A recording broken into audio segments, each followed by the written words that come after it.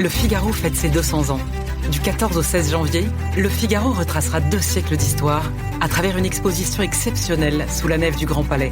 Archives, images inédites, débats et émissions spéciales. Le Figaro, 200 ans de liberté. Un événement unique, gratuit et ouvert à tous. Programmes et réservations sur lefigaro.fr. Les podcasts du Figaro.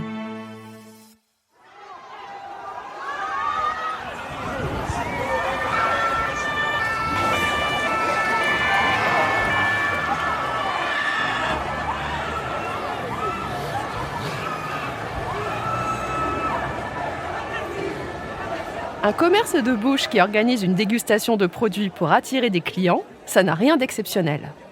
Mais que cet événement attire 3000 personnes et que tout doit être annulé en catastrophe, ça l'est beaucoup plus. C'est pourtant ce qu'il s'est passé le 13 septembre à Paris avec l'enseigne Krusty Sabaïdi. Ce n'est pas vraiment le poulet frit gratuit qui a attiré tous ces jeunes.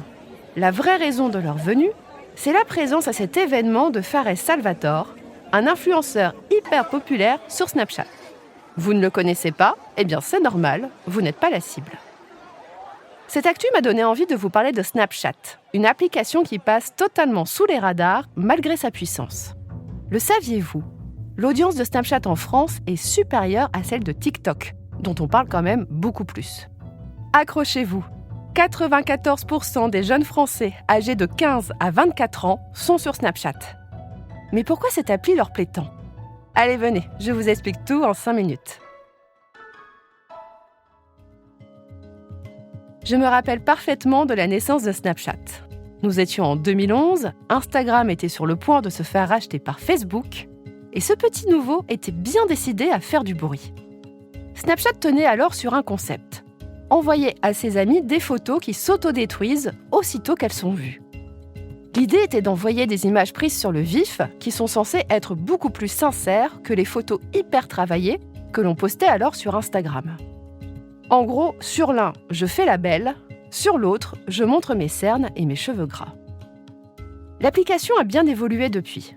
En 2013, Snapchat a inventé les stories, soit les photos et les vidéos qui disparaissent en 24 heures.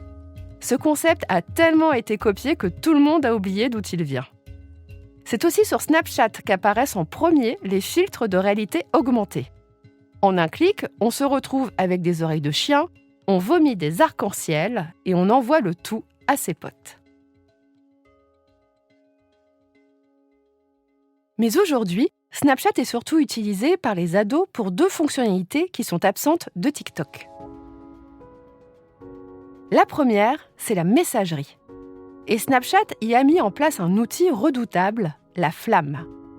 En gros, si un internaute envoie des photos ou des vidéos chaque jour et plusieurs fois par jour à la même personne, une flamme apparaît à côté de la conversation. Cette flamme s'accompagne d'un chiffre qui correspond au nombre de jours où cette discussion a été continue. Si le rythme faiblit, alors la flamme disparaît. Le jeu est donc d'avoir le plus gros chiffre possible avec ses meilleurs amis, car c'est comme ça que l'on prouve qu'on est potes. Mais ça oblige à envoyer sans cesse des photos et des vidéos. L'autre fonction star, c'est la carte Snap.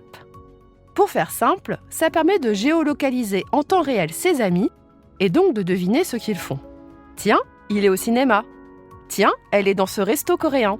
Tiens, elle est partie en week-end à la mer. Tiens, il est à l'autre bout de la ville alors qu'il m'avait dit qu'il était trop fatigué pour sortir. C'est une énorme source à embrouille, mais c'est aussi un outil qui peut être très problématique. Dans certains jeunes couples, l'un impose à l'autre d'être géolocalisé sur la carte Snap 24 heures sur 24 afin de surveiller ses faits et gestes. Comme tous les autres réseaux sociaux, Snapchat a aussi ses influenceurs dont vous n'avez jamais entendu parler et qui sont pourtant très puissants. Les plus populaires en France sont Hachemi, Nasdaq ou Fares Salvatore et comptent plusieurs millions d'abonnés.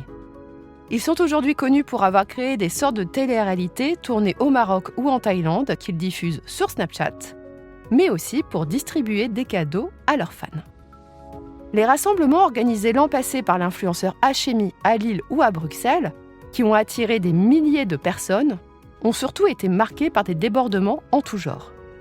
Un cache-cache géant à Lyon avec 100 000 € de cadeaux à la clé a même été interdit en décembre 2024 par la préfecture face au risque de troubles à l'ordre public.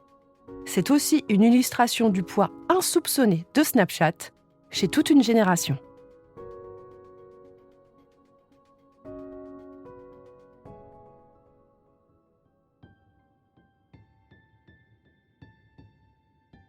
Merci d'avoir écouté Question Tech. Je suis Chloé Voitier, journaliste au Figaro Économie. Si cet épisode vous a plu, n'hésitez pas à le partager autour de vous et abonnez-vous au podcast Question Tech pour ne pas rater nos prochaines publications.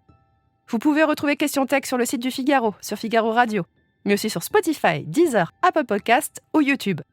Et n'oubliez pas, dans la tech, il n'y a pas de questions bêtes. À bientôt!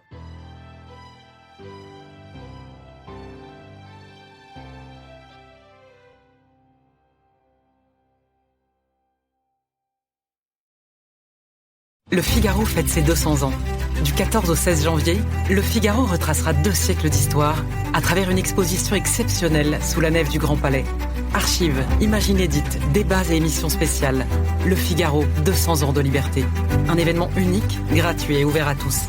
Programme et réservation sur lefigaro.fr.